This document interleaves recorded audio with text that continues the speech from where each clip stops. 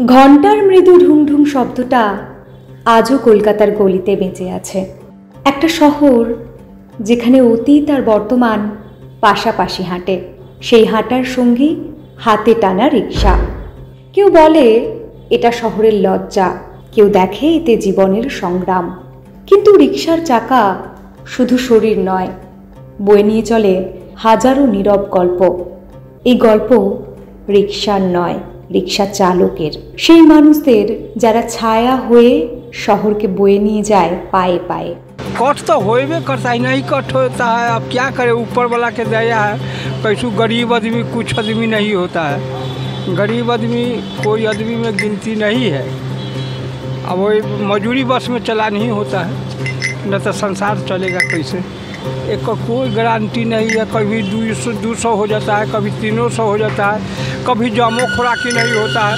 जमा खुराकी हुआ न तब वो भी नहीं होता है कभी कभी।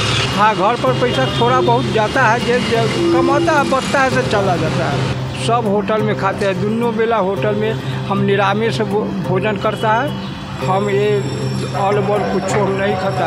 यहाँ चलने नहीं देता है। यहाँ चल सरकार, यहाँ टोटो चलता है ना, बाहर एरिया में चलता है भाई। ये भीतर में गाड़ी घोड़ा सभी जाम कर देता है। गाड़ी घोड़ा जाम, बड़का गाड़ी के चलने नहीं देता है। तो हबड़ा में चलत रहा गाड़ी, बाकी वो घबरा से उठाकर बाहर पेठा दिया।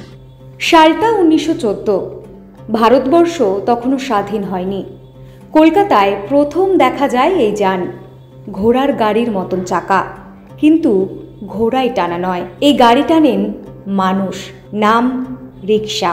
রিক্সা শব্দটা এসেছে যিনি রিক সা থেকে, যার অর্থ মানুষ।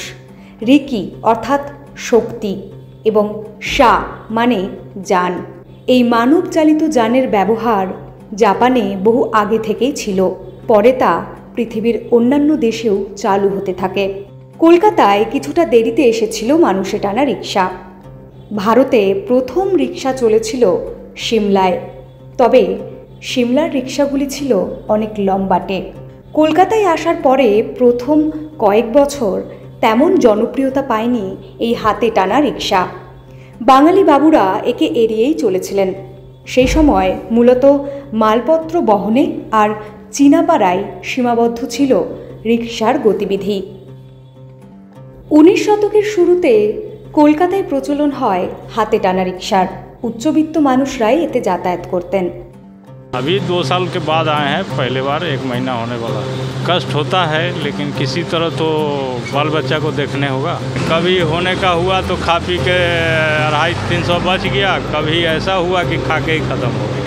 इसका कोई गारंटी नहीं रहता है। कोई हफ्ता में 2 दिन हो गया तो कोई दिन नहीं है। कष्ट হবে কি হবে, কেটে জনে चले गाड़ी तो कुछ अभी तो आया है, हाले आया है 15 दिन। अब पैसा नहीं संग रहा। बहुत कष्ट है, इतना कष्ट होता है कि बस मियाज दम लगता है, दिमाग खराब है। बोहनी बटा नहीं हुआ है अभी तो। सारा दिन में भी एक पैसा भी खाना का पैसा नहीं हुआ। कल कमाए से खाना खाया अभी। अभी कमाएगा तब खाना खाएगा, फिर कोई नाश्ता पानी करेगा। कुछ नहीं गवर्नमेंट हम लोग को पैसा नहीं मिलता है, कुछ नहीं मिल रहा है। কলকাতার এই ঐতিহ্যবাহী যান আজ হারিয়ে যেতে বসেছে। হাতে টানা রিক্সার অস্তিত্বই আজ সংকটে। সরকার, প্রশাসন, রাজনৈতিক দল কেউই এ নিয়ে মাথা ঘামায় না। এই পেশার সঙ্গে যুক্ত অধিকাংশই ভিন রাজ্যের। যখন থেকে কলকাতায় সাইকেল, বাস, অটো, বাইকের দাপট বাড়তে শুরু করলো, তখন থেকেই হাতে টানা রিক্সার ভবিষ্যৎও অনিশ্চয়তার দিকে এগিয়ে গেল। 2005 থেকে 6 সাল নাগাদ এই হাতে টানা রিক্সা তুলে দেওয়ার সিদ্ধান্ত নেওয়া হয়, আর এই পেশার সঙ্গে যুক্ত মানুষদের পুনর্বাসন ঘোষণা করা হয়। তারপর কেটে গিয়েছে 20টা বছর। আজও নামমাত্র রোজগারেই জীবন জীবিকা চলে হাতে টানা রিক্সা চালকদের।